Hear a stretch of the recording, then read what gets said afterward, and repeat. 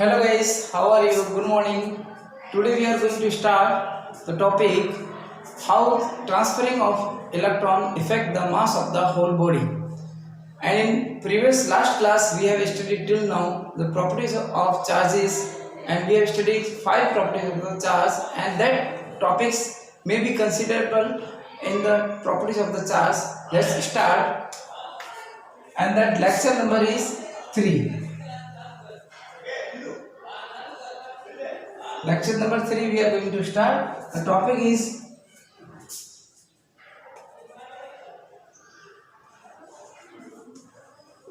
effect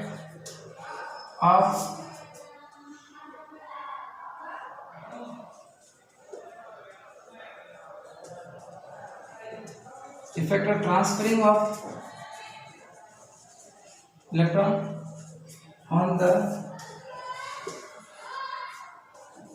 mass of the whole body. इस topic में हम ये पढ़ेंगे कि जब एक बॉडी से दूसरी बॉडी में जब इलेक्ट्रॉन ट्रांसफर होता है तो किस तरीके से एक बॉडी का मास चेंज हो जाता है, हम ये टॉपिक के अंदर पढ़ेंगे. इसको हम प्रॉपर्टीज नंबर 6 भी कह सकते हैं. The body number 1, the body number 2. Let's consider the 10 electron. Here we can consider 20 electron and 20 proton. That is transferring from that body to this body. Let's consider the electron is transferring 10 electron. Mass of body initially is mass of body suppose 250 kilogram. Okay, that is the m. तो m dash इसका क्या होगा, मतलब इसका initial mass 250 kilogram है, तो electron transfer इसमें से होने के बाद इसका मास कम होगा या नहीं होगा? मास कम होगा, ऑफकोर्स होगा, क्योंकि इसके अंदर से इलेक्ट्रॉन जा रहे हैं. प्रोटॉन अपनी जगह पे ही रहेंगे, प्रोटॉन कभी भी ट्रांसफर नहीं होते हैं, इलेक्ट्रॉन ही ट्रांसफर होते हैं, इस बात का ध्यान रखें आप. तो इलेक्ट्रॉन अगर इसके अंदर से जा रहा है तो एक इलेक्ट्रॉन का मास कितना होता है? मास ऑफ 1 electron is 9.1 into 10 की पावर माइनस 31 किलोग्राम. हालांकि मास का इलेक्ट्रॉन बहुत कम है, तो एक इलेक्ट्रॉन जब भी ट्रांसफर होता है, मूव होता है एक बॉडी से दूसरी बॉडी में, तब उसका मास इतना कम हो जाता है. तो बताओ, अगर इसका डबल किया जाए 18.2 इंटू 10 की पावर माइनस 31 मास अगर ट्रांसफर होता है तो कितने इलेक्ट्रॉन ट्रांसफर हुए? 2 इलेक्ट्रॉन. इसी तरीके से 10 इलेक्ट्रॉन अगर ट्रांसफर हो जाएंगे तो इसका रिमेनिंग मास कितना रहेगा? इसके लिए हम क्या करेंगे? रिमेनिंग मास इक्वल टू हो जाएगा m dash equal to m minus del m. Del m क्या है यहाँ पर? डेल m क्या कर सकते हैं? डेल m इक्वल टू हम कह सकते हैं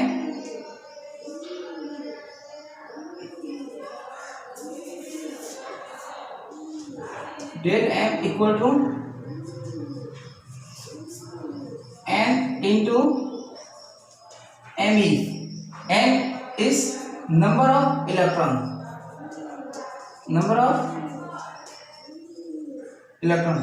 और me क्या है? ये मास ऑफ इलेक्ट्रॉन. तो डेल m की वैल्यू हमारे पास आ जाएगी, और m की वैल्यू इनिशियल को गिवन होगी, तो डेल m इसमें से माइनस करेंगे, आपको m डैश मिल जाएगा. तो ये आपका फॉर्मूला रहेगा इसके अंदर m डैश फाइंड करने के लिए. आपको आई थिंक समझ में आ गया होगा कि टॉपिक का कंसेप्ट क्या है. आपको इतना सा ध्यान रखना है कि जितने भी इलेक्ट्रॉन ट्रांसफर कर रहे हैं वो आपको यहाँ रखना है, एक इलेक्ट्रॉन का मास यहाँ रखना है, टोटल मास कितना ट्रांसफर हो रहा है वो पता पड़ जाएगा आपको. तो इसके बाद आपको क्या करना है? टोटल मास में से जो मास ट्रांसफर हो रहा है उसको माइनस करना है, तो रिमेनिंग मास आपको मिल जाएगा. ओके, और इसी तरीके से आपको इसका मास m डबल डैश आपको अगर फाइंड करना है तो भी आप फाइंड कर सकते हैं। इसका मास हो जाएगा इसका m प्लस इसका मास m प्लस डेल m जो आपका ट्रांसफर हुआ, ओके, या इसको कह सकते हैं इसका मास m1 कह सकते हैं और इसका m2 डैश कह सकते हैं और इसको m2 कह सकते हैं। तो दोनों का मास हमने कैलकुलेट कर दिया। इसका मास हो जाएगा m dash equal to m1 minus del m और इसका मास हो जाएगा m2 dash equal to m2 plus del m। समझ में आ गया? ओके, अभी आप नोट डाउन कर लीजिए, फिर नेक्स्ट आगे पढ़ते हैं।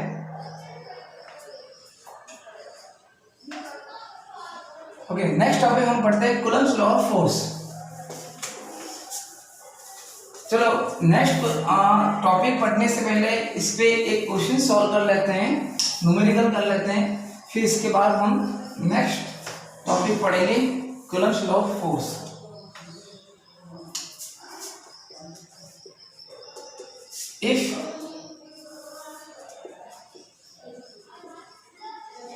if you have, suppose if you have 300 kilogram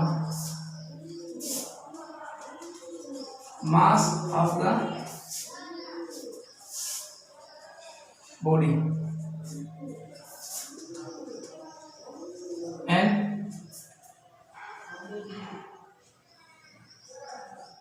50 kilogram mass is removed from that body, then find out number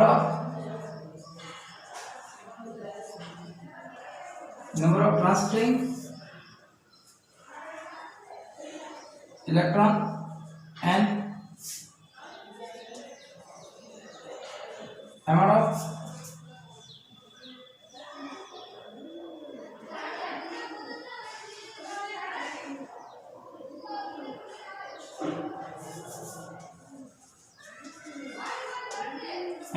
charge Q। Amount of charge कौन सा फाइंड करना है? जो इलेक्ट्रॉन ट्रांसफर हो रहे हैं उसी का टोटल चार्ज कितना हो रहा है, वो अमाउंट ऑफ चार्ज हमको फाइंड करना है। जो इलेक्ट्रॉन ट्रांसफर हो रहा है उन्हीं का चार्ज हमको फाइंड करना है। देखिए नेक्स्ट, अब इसका सॉल्यूशन कैसे करेंगे?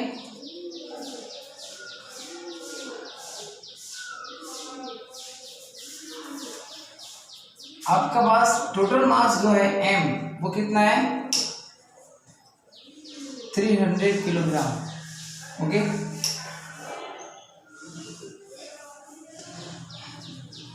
रिमूव मास कितना है? 50 kilogram. 1 electron, mass of 1 electron equal to 9.1 into 10 की पावर माइनस 31 किलोग्राम होता है। तो नंबर ऑफ इलेक्ट्रॉन आपका हो जाएगा, सीधी सी बात है, क्या होगा इसके अंदर आप इसका डिवाइड करेंगे, क्योंकि इतना मास एक इलेक्ट्रॉन में होता है, तो इतने मास में कितने इलेक्ट्रॉन होंगे? तो आप क्या करेंगे, इसमें डिवाइड करेंगे इसका 50 डिवाइड बाई 9.1 इंटू 10 की पावर माइनस 31, तो ये 10 की power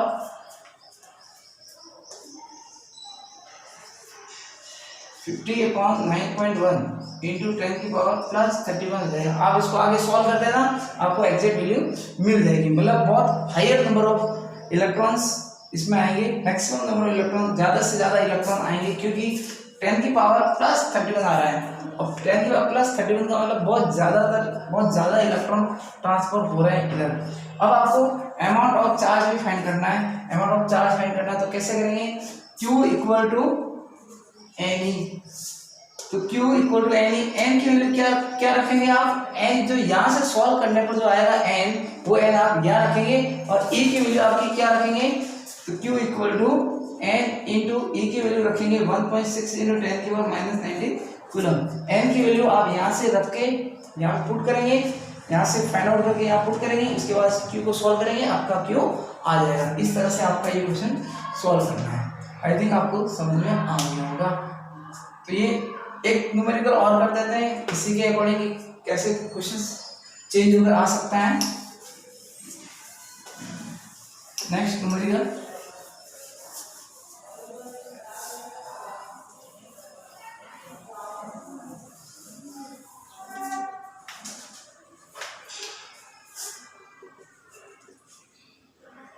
sorry, if you have 250 kilogram mass of the body होगा ये, then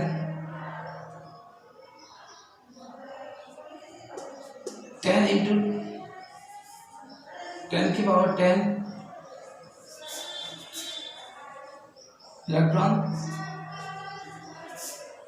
electrons are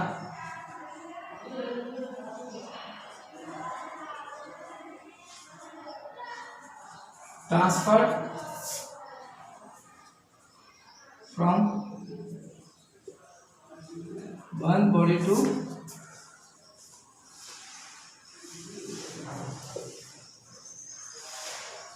another body. If you have 250 kilogram mass, then 10 into 10 to the power 10 electrons mass of the body of liquid. Then 10 into 10 to the power 10 electrons are transferred from one body to another body. Then find out remaining mass of the body. Means आपको क्या find करना है, यहाँ पर m find करना है। क्या find करना है? और m क्या हो सकता है? m का m डैश फाइंड करना है। m डैश का फॉर्मूला क्या होगा?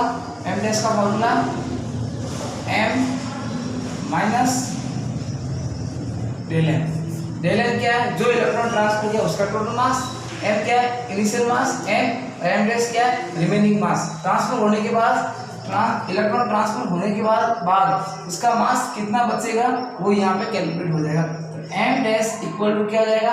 m की वैल्यू क्या आपके पास 250, m की वैल्यू 250 माइनस डेल m की वैल्यू क्या है? डेल m का फॉर्मूला क्या था निकालने का? डेल m का फॉर्मूला है number of electron into mass of one electron. तो नंबर ऑफ इलेक्ट्रॉन आपके पास कितना है यहाँ पर? ब्रैकेट डेल m की वैल्यू यहाँ रख देते हैं। Del m equal to n की वैल्यू कितनी है? 10 इंटू 10 की पावर 10 की पावर 10 मल्टीप्लाई हो जाएगा 9.1 इंटू 10 की पावर माइनस 31।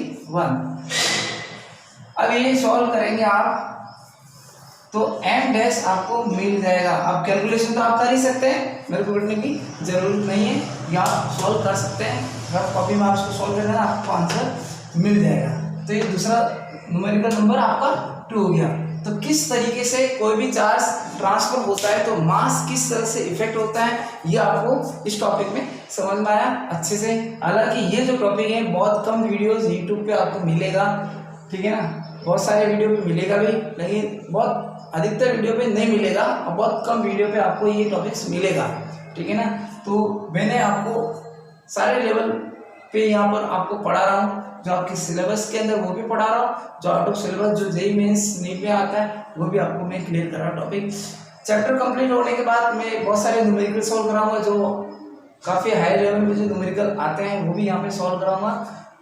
ओके, तो आप वीडियो को ज़्यादा से ज़्यादा सब्सक्राइब करें और लाइक करें। नेक्स्ट टॉपिक हम पढ़ते हैं Coulomb's law of force.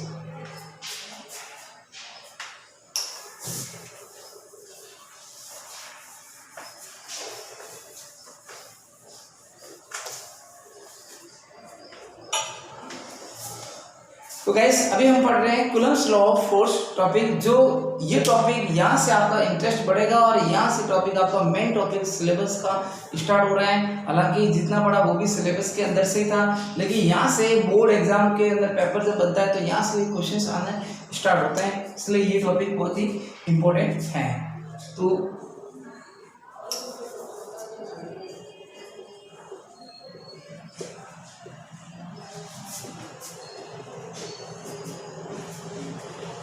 Coulomb's law of force को हम शॉर्ट में इलेक्ट्रोस्टैटिक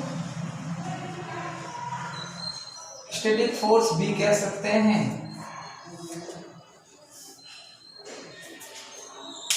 यहां से आप टॉपिक पढ़ेंगे, समझेंगे, आपको बहुत ही वेल तरीके से एक्सप्लेनेशन आपको मिलेगा, समझ में भी आएगा। आप प्रॉपर तरीके से पूरा वीडियो देखिएगा। कूलम्ब्स लॉ ऑफ फोर्स जो अप्लाई होता है किसी भी दो चार्ज के बीच या दो से ज़्यादा चार्ज के बीच भी हो सकता है, लेकिन मिनिमम हम कम से कम दो पॉजिटिव चार्ज या नेगेटिव चार्ज किसी भी दो चार्ज के बीच हो सकता है। Suppose that is Q1 and that is Q2।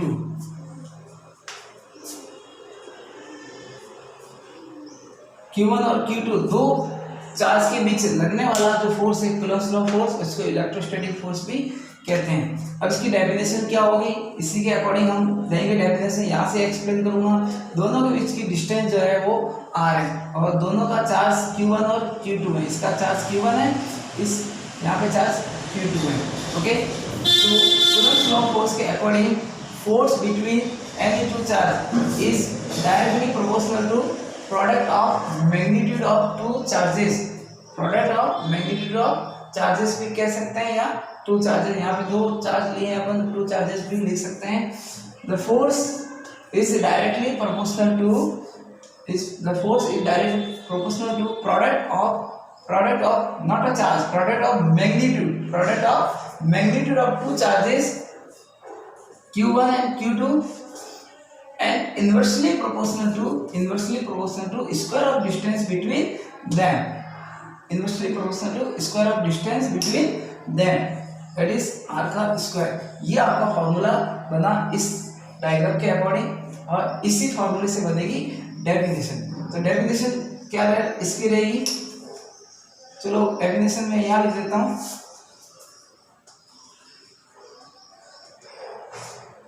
Definition इसकी क्या रहेगी, फोर्स शॉर्ट फॉर्म में लिखा है मैंने, force between any two charges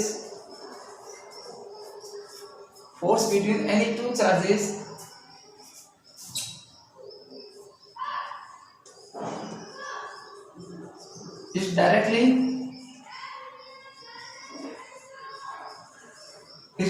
proportional to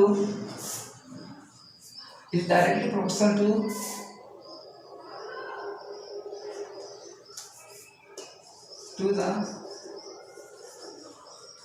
product of magnitude of both charges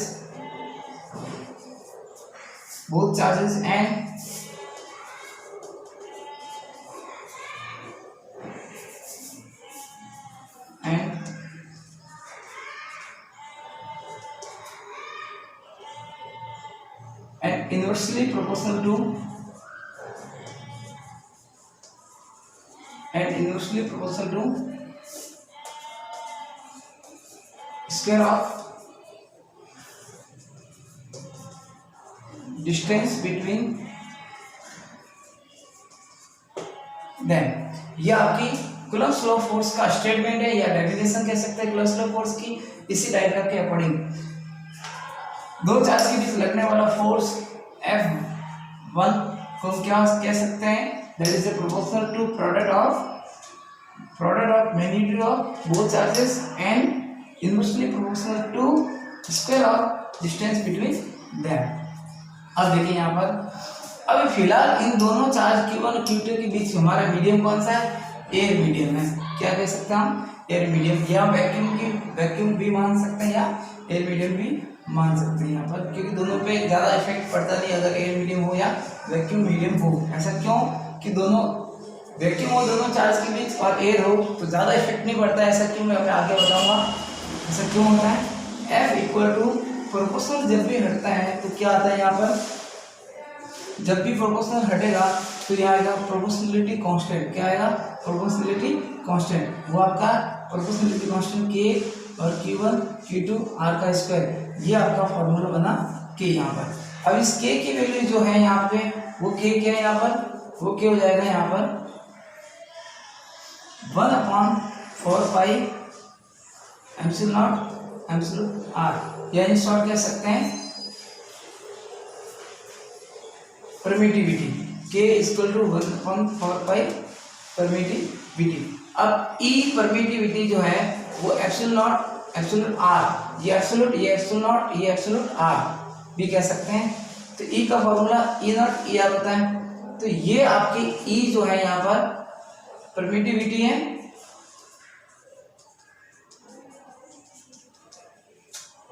permittivity क्या है ये मैं आगे आपको एक्सप्लेन करूंगा। अब यहाँ पर एक बार आप इसको नोट डाउन कर दीजिए, मैं ऊपर लिख देता हूँ टॉपिक रख करके।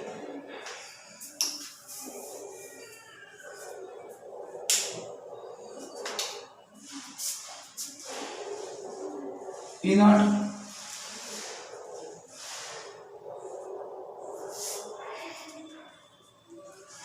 Absolute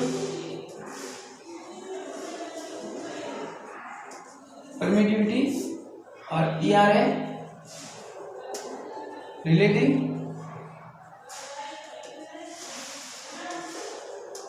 permittivity. ओके, ई क्या है यहाँ पर हमारा? परमिटिविटी।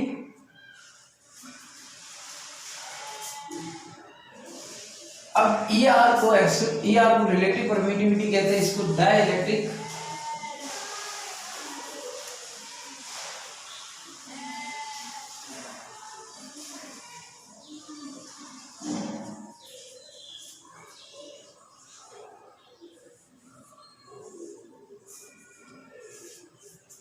रिलेटिव परमिटिविटी को डाइलेक्ट्रिक कांस्टेंट भी कहा जा सकता है, कह सकते हैं डाइलेक्ट्रिक कांस्टेंट। ओके, और ये तो अब ER जो है वो किस पे डिपेंड करता है? यार अब E चेंज होगा यहाँ पर तो K चेंज होगा, E चेंज होगा तो K चेंज होगा, बट E कब चेंज होगा? ER के अकॉर्डिंग। E0 की वैल्यू फिक्स कांस्टेंट है, तो E0 दैट इज कांस्टेंट।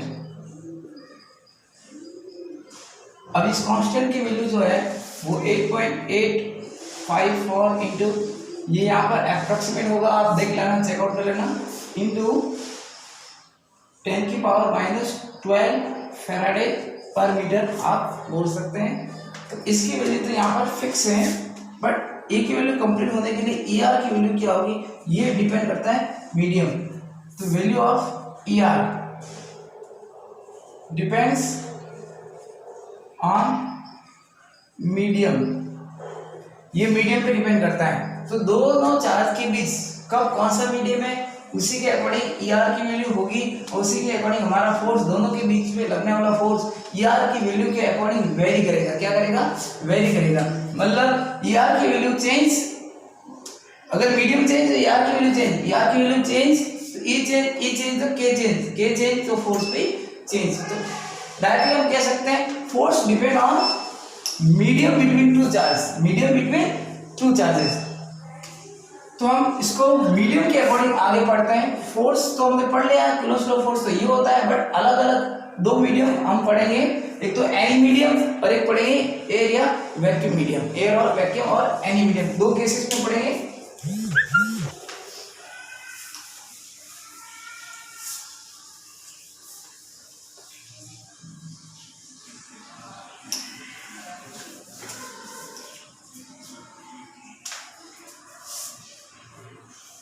देखिए केस 1 में हम ले लेते हैं फॉर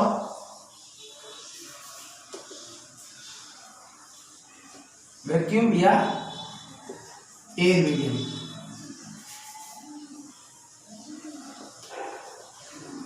दोनों में सेम क्यों? क्योंकि यहाँ पे ER की वैल्यू, एयर की बात करो या वैक्यूम की बात करो, दोनों के लिए 1 होती है। क्या होती है? 1 होती है। हालांकि 1 तो एग्जैक्ट वैक्यूम के लिए होती है, एयर के लिए क्या होती है? 1.0013, ऑलमोस्ट के नियर होती हैं, तो इसको हम राउंड अप करके एयर के लिए भी 1 मान सकते हैं, कंसीडर कर सकते हैं। इसलिए ER की वैल्यू 1 होने के कारण वैक्यूम और एयर के लिए एक जैसा बिहेवियर यहाँ पर रहता है। तो वैक्यूम के लिए आए तो आपको ER इसको 1 कंसीडर करना है, और एयर के लिए आए तो भी 1 कंसीडर करना है। ओके, अब ER की वैल्यू चेंज, तो E की वैल्यू क्या होगी चेंज, E इक्वल क्या आ जाएगा E0, यहाँ पे क्या था देखो फॉर्मूला क्या है ER, तो E इक्वल टू E0 और यहाँ जाएगा 1, तो ये हो जाएगा E इक्वल टू E0। तो अब K कितना हो जाएगा, तो K हो जाएगा 1/4 पाई E0, ये आ गया K की वैल्यू। अब ये K की वैल्यू आई तो फोर्स आपका क्या, अब फोर्स किसके लिए वैक्यूम एयर, तो एयर के लिए अपन F0 ले लो, एयर के लिए तो फोर्स कौन सा F0, और K की वैल्यू कौन सी 1/4 pi absolute naught Q1 Q2 upon R का स्क्वायर, ये रहेगा। F0 की वैल्यू आपको क्या मिली equal to 1/4 pi epsilon naught Q1 Q2 upon R का स्क्वायर।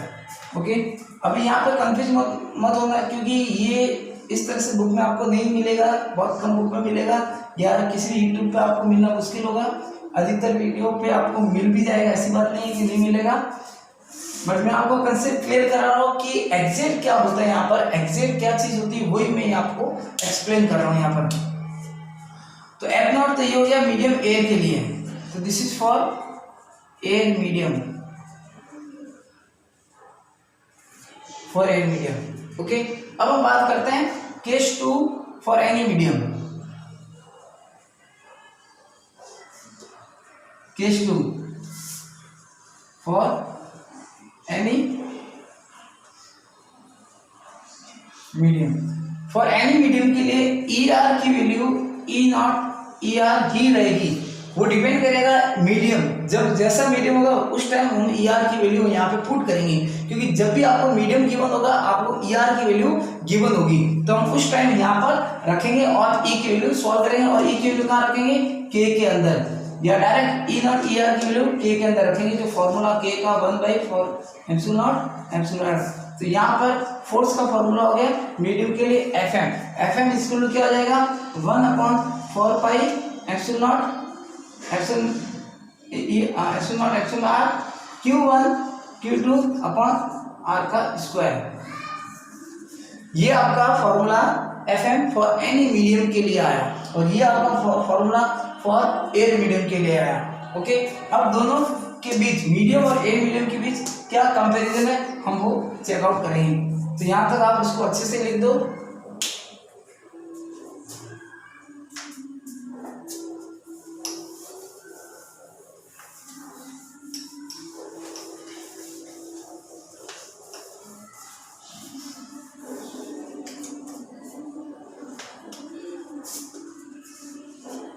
हमारे पास Q1 और Q2 था, दोनों के बीच फोर्स लग रहा है F, डिस्टेंस थी R, ये पहले इससे डायग्राम बना हुआ था। देखिए F0 जो है एयर मीडियम के लिए फोर्स है, वो 1/4 pi epsilon naught Q1 Q2 upon R का स्क्वायर होता है, ठीक है ना। तो यहाँ पर K की वैल्यू जो है आपकी 1/4 पाई एप्सिलॉन नॉट, ये इक्वल टू होता है 9 × 10 की पावर 9, K इक्वल टू होता है 9 × 10 की पावर 9, और इसकी यूनिट जो होती है वो होती है न्यूटन। और यूनिट अगर कभी भी आपको याद नहीं है तो आप यहाँ से निकाल सकते हैं, ये आपका K की यूनिट फाइंड करनी है, इस K को यहाँ रखेंगे, ये F फोर्स की यूनिट होती है न्यूटन, और R स्क्वायर इधर ट्रांसफर हो जाएगा तो न्यूटन के साथ मल्टीप्लाई चला जाएगा डिस्टेंस का स्क्वायर, तो डिस्टेंस का स्क्वायर का यूनिट क्या जाएगा मीटर का स्क्वायर, तो न्यूटन मीटर का स्क्वायर अपॉन में आ जाएगा कूलम का स्क्वायर, क्योंकि इसका यूनिट क्या जाएगा कूलम और इसका भी कूलम अपॉन में आएगा, तो न्यूटन मीटर का स्क्वायर अपॉन कूलम का स्क्वायर, ये इसकी यूनिट आ जाएगी K। तो ध्यान रखना K की value 1/4 pi epsilon nought equal to 9 × 10 की पावर 9 है, वो एयर मीडियम के रेस्पेक्ट में जो फोर्स का फॉर्मूला है उसमें ये वैल्यू यूज होती है। फॉर एनी मीडियम के लिए अगर कोई वैल्यू हो तो वो वहाँ पर पुट नहीं कर सकते हैं, उसके लिए ER आपको जो यहाँ होता है उसको सेपरेट करना पड़ेगा, फिर इसकी वैल्यू आप ये कंसिडर कर सकते हैं। तो देखिए अब FM मीडियम के लिए किसी भी मीडियम की बात करें अदर देन एयर मीडियम, तो हमारा फॉर्मूला ये रहेगा 1/4π∈r Q1 और Q2 अपॉन r का स्क्वायर। अब इन दोनों के बीच क्या डिफरेंस है, कितना डिफरेंस आ रहा है, तो देखिए इन दोनों को डिवाइड कर दो, F0 अपॉन Fm अगर डिवाइड करें तो क्या हो जाएगा 1/4π∈0 Q1 Q2 अपॉन r का स्क्वायर मल्टीप्लाई में ये अपॉन में ये डिवाइड करेंगे तो मल्टीप्लाई में क्या जाएगा, अपॉन का पोर्शन ऊपर चला जाएगा, ऊपर का पोर्शन नीचे आ जाएगा, तो 4π∈0 r डिवाइड में क्या जाएगा अपर पोर्शन Q1 और Q2 कट कैंसिल, 4π∈0 कैंसिल, तो क्या बचा er, तो F0 डिवाइड बाई Fm क्या बचेगा इक्वल में er बचेगा ना, er बचेगा। अब F0 कितना हो जाएगा, F0 आपको मिलेगा er टाइम्स Fm, F0 कितना मिलेगा er टाइम्स Fm, मतलब किसी भी दो चार्ज के बीच जब मीडियम है उस टाइम जो फोर्स लग रहा है वो फोर्स का k टाइम्स या डाइलेक्ट्रिक कांस्टेंट को k भी बोलते हैं या er भी बोल सकते हैं, तो er टाइम्स ऑफ Fm आपका ए मीडियम में फोर्स होगा, मतलब ए मीडियम का फोर्स क्या है ग्रेटर है, तो हम यहाँ लिखेंगे F0 is always greater than Fm। तो यहाँ पर Coulomb's law of force topic complete होता है। तो आज हम कूलम्ब्स लॉ ऑफ फोर्स का पोर्शन यहाँ तक ही पढ़ते हैं। कूलम्ब्स लॉ ऑफ फोर्स के अंदर और भी टॉपिक है वो हम नेक्स्ट वीडियो के अंदर पढ़ेंगे आगे, ठीक है ना। आज यहाँ यही एंड करते हैं अपन टॉपिक्स। Okay bye.